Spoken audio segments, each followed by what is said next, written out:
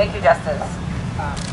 Next, I'd like to introduce OSHA, who wanted to just be introduced as a Rhode Island educator. I said absolutely not. There's way more to you than that.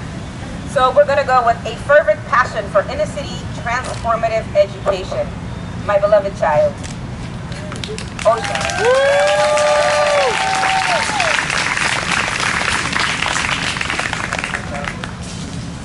Good evening, family. Good evening, family. Good evening. Okay, I need a bit of your participation for this. So by a show of hands, how many of us in school learned about the Founding Fathers or George Washington? All right, keep your hand up if you heard about Marsha P. Johnson in school. All right, another poll. Please, by a show of hands, let us know if you in your education or walk throughout life learned about abstinence in school.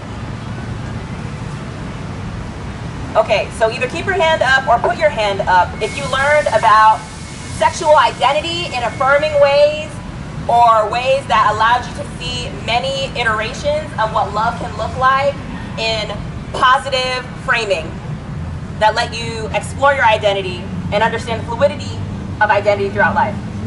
Shout out to those of you with them hands up. Celebration for that. All right.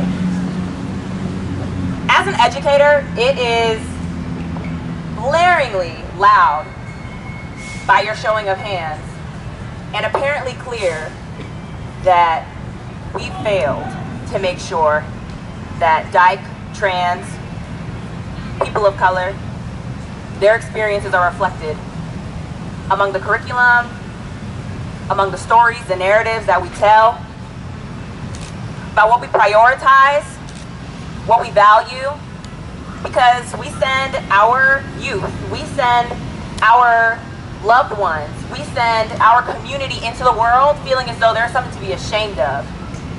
We send our community into the world looking for resources we should have provided them with from the beginning.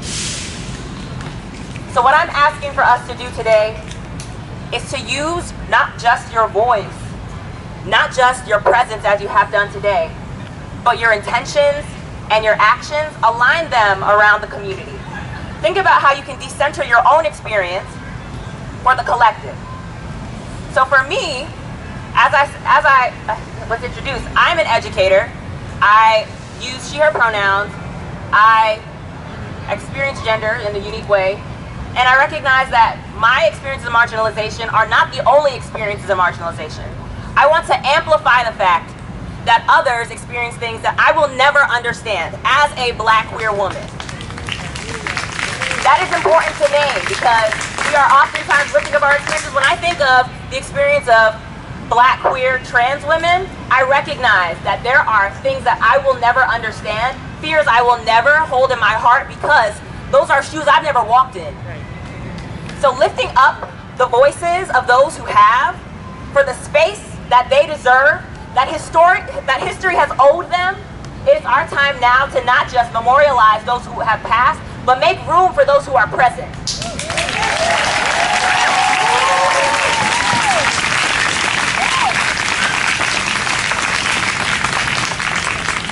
So shout out to y'all, thank y'all for being here today. As the intentions were named for our community as a collective, it is awesome that we are not buying into the commercialism of pride and like letting it be watered down and diluted to the, oh my gosh, we're gonna buy these flags, wave them around and go home. That this is an action-oriented movement. That this is not about where you put your, not just where you put your words, but where you're putting your dollars, where you're putting your feet, where you're putting your energy, your time, where you show up. So thank you for beginning this journey with us.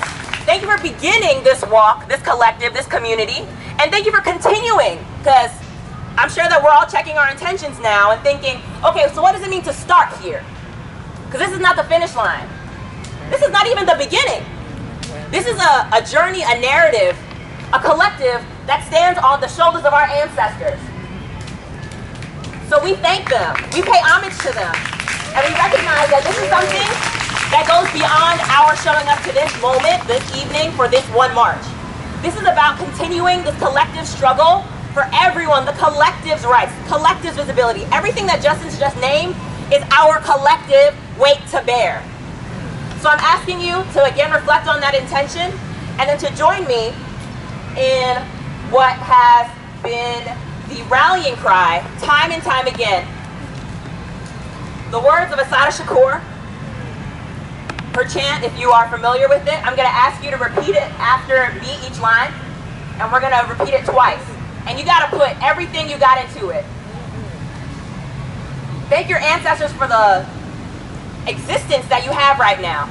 Because without their work, without what they did, without the path that they laid, we wouldn't have the voices to shout. We wouldn't have the experiences, the energy to amplify the voices of others, to move aside and make sure that we are not the ones at the forefront. So, join me in this chant, committed to your heart, committed to your movement, and when you leave this place today, after we've walked up this hill, know that your work is not over, know that this is a wonderful beginning. For if this is your first march, if this is your first involvement in showing up for Dyke and trans people of color, thank you for being here. If this is not, thank you for continuing that work, but we're moving forward from this. Okay, I'm done. Okay. So, Assata Shakur says, and repeat after me, after I pause, right? It is our duty to fight for our freedom. It is our duty to fight for our freedom. It is our duty to win. It is our duty to win. We must love and support each other. We must love and support each other. We have nothing to lose but our chains. We have nothing to lose but our chains. All right, I hope that felt good. We're going to do it again and really, make the ancestors proud, okay? It is our duty to fight for our freedom. It is our